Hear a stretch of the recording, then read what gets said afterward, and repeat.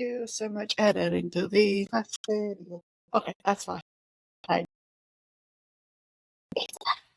Anyways, I'm just leaving these parts so that you know that I'm an actual person and not a computer making mistakes like a real boy. I'm not gonna think about that because I just came with a real straight realization of that. Also, new hair in real life and virtually. So I just let's talk about it. And I launched a reaction towards that I read recently, which I can't think a lot of these books have. So let's talk about The Levicon by Ceres Glass. So that's an easy last name to talk about. And it's about a cosplay competition, which is a good, interesting name because it's called the LoveCon, because it talks about the conventions, because it's a cosplay thing. But it's also about the fact that the con is the fact that these two main characters, are in a loving relationship. I mean, they're in the loving part, not the relationship part.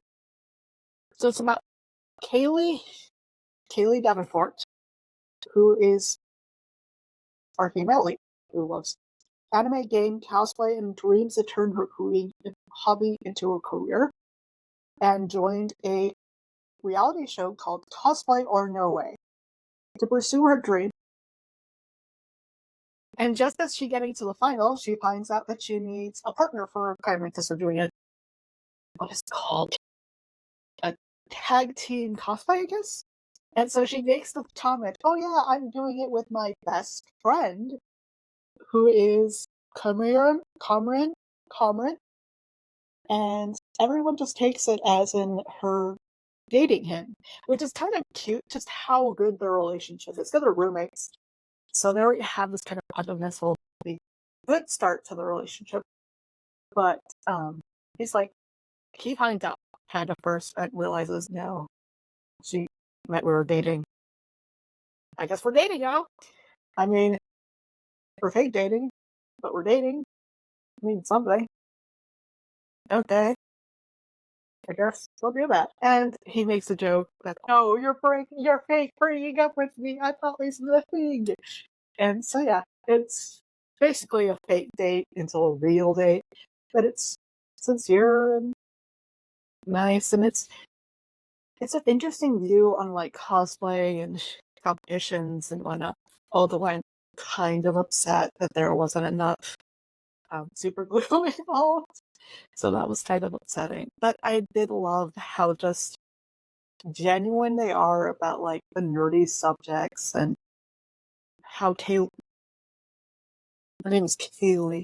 Kaylee has to like deal with a lot of like comments because she's Black and she's a larger woman, so she gets a lot of comments about, "Are you sure you want to cosplay that? That's kind of being adventurous, or kind of being sexual," and yada yada yada yada, which a lot of Black creators deal with.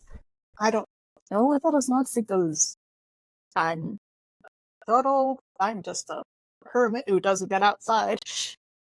But I know that people of color get hypersexualized much more than white people do. It's simply because it's such a common thing to see white children in media and whatnot. So you have this expectation of like the innocence of them that is stripped away from a lot of people of color.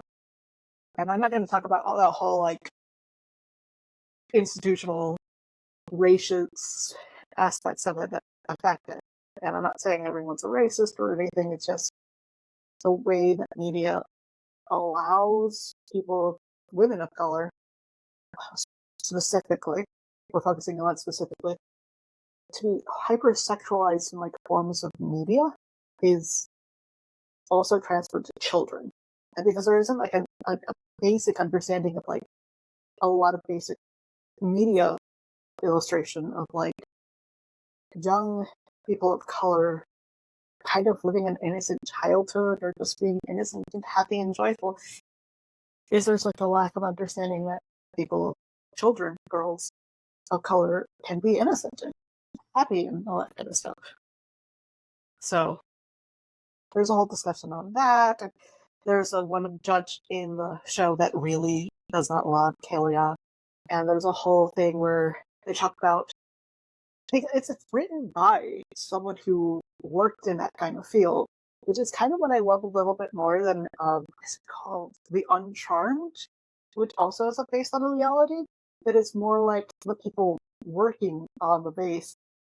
While the LoveCon is just the participants, but it feels more realistic because the person who wrote it actually worked in a reality show for a while, if I remember correctly. And it does feel it. It feels like that whole tourism and whatnot. And they don't back down, like showing just how over senseless why? Why can't I say some English words? Like, I know English isn't my first language, but I don't know.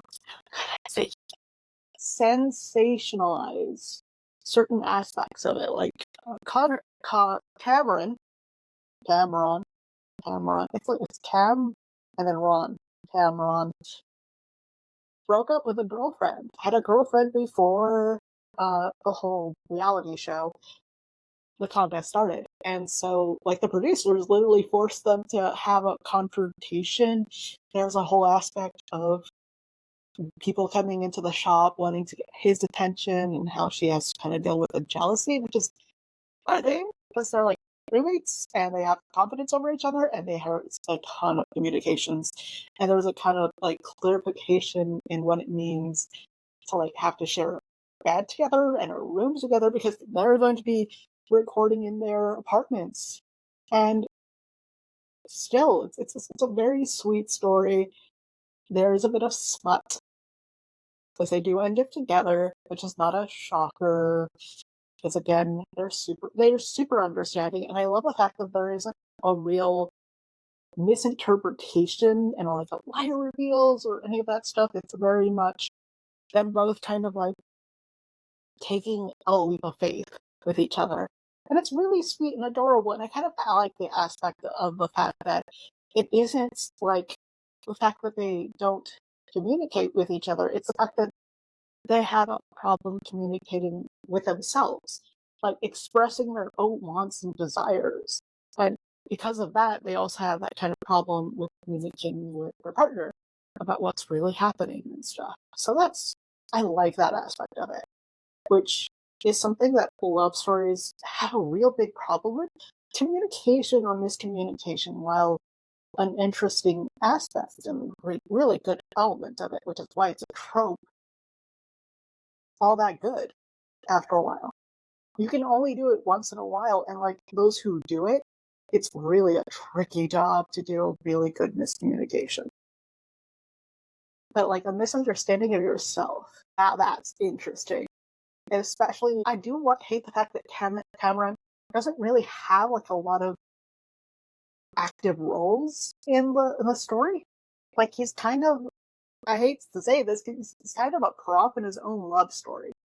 Like he's still lovable and he's charitable and he's like really sweet and a little bit too much like PR kind of sense. Like he feels a little too perfect, but he means well. But it feels kind of off. And again, maybe just me because I'm not a big love story fan, and it's really focused on just how they're really strong in the relationship and everything is really going, and it's just focusing on the building of the cosplays and whatnot, that it just felt really hard for someone who can't visually imagine things to like picture the cosplays, that it kind of drew me off. So I have to give it a 3.295 out of 5. It's great. I love the aspect of the relationship. It just felt that it drew too much on the visual elements of the cosplay instead of the relationship aspect of it. And the relationship is really strong. That I kind of wish that we got to explore that more. And I kind of wish we got a little bit of, I don't know, it just felt like there was something missing. It felt like the relationship didn't get really a chance, and Cameron really didn't get like a chance to be an active role in his own story, which is a shame because he's actually a really good character. Like his his relationship with her is sweet and adorable, and the fact that he kind of got adopted by her family and all that aspect's really nice, but it just felt flat in a sense. I love it. I enjoyed it. I enjoyed reading it. Would I read it again? No. Just because I have so many other books that I would reread again that just have touched my heart and I just have memorized after the first read that I would rather read than The Love Con. It's a good book. If you love reality shows or like the fake dating scenario that they both kind of work together to do, I recommend it. But it's just not my book. So yeah, that's my reaction towards it. I have no idea what else am I going to react to my next. Dig Two Graves. Wow, that's got to be such a mood switch. Yeah, it's a thriller book. That's how big of a change it's going to be in the shift of mood of what I'm talking about. Yeah, I guess that's what they mean by the fact that I strange books. I get that a lot in my book club. It's like, yeah, you have such a radical shift in the books you read. I didn't realize it until I was talking about recorded my last few episodes on different romance stories, and now I'm going to a thriller book, psychological thriller, which is great. And I very much think I could talk a lot about the psychological aspect of the Digging Two Graves by Richard McNeil. I love to say I love this, and I hate how much I love this compared to No One Shall Sleep Tonight, because I read these two books at the same time, but No One Shall Sleep Tonight tried so hard to be silence of the lambs that it kind of missed the point of being its own original story. That Digging Two Graves went all just crazy out of it to do. So I can't wait to tell you about Digging Two Graves because I actually enjoyed it. I think I read it 2 days, that book. That's how much I love that book. Sometimes it takes me a week or a month. I'll read 200 pages of a book, and then I'll stop, and then read another book, 200 pages, and then I'll get back to it just so that I don't have books overdue. So yeah, just check out most of my books from the library. Okay. Talk to you about Digging Two Graves in the next episode.